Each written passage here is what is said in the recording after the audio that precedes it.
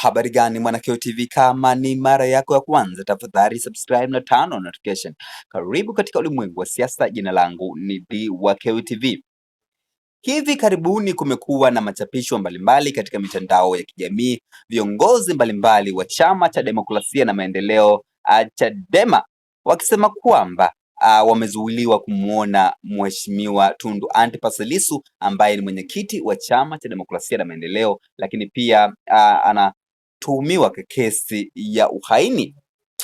Ni takriban miezi nane tangu alipokamatwa Mheshimiwa Tundu Antipas Lissu.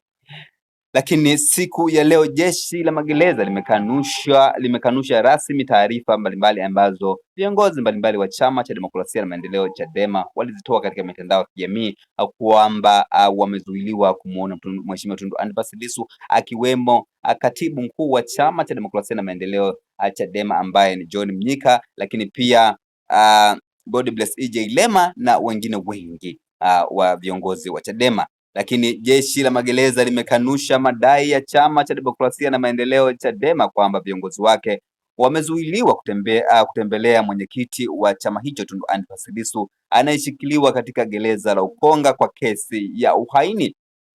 Kwa mujibu wa msemaji wa jeshi hilo Elizabeth Mbezi, hakuna taarifa rasmi inayothibitisha kuwepo kwa zuio dhidi ya viongozi wa Chadema kumuona Lissu, wala taarifa kuwa viongozi hao walikwenda na kuzuiliwa gerezani. Taarifa ya Chadema iliyotolewa Novemba 30 na mkurugenzi wa habari na uenezi Brenda Lupia ilieleza kuwa viongozi wake akiwemo katibu mkuu John Mnyika na Godbless E.J. Lema wamezuiliwa kuonana na Lissu katika gereza la Ukonga. Tundu Lissu alikamatwa Aprili mwaka 2025 mkoani Ruvuma akiwa kwenye ziara ya kichama na kwa sasa ni mahabusu kwa tuhuma za uhaini. Chadema imesema itaendelea kufuatilia haki zake kwa njia za kisiasa, kisheria na kidiplomasia.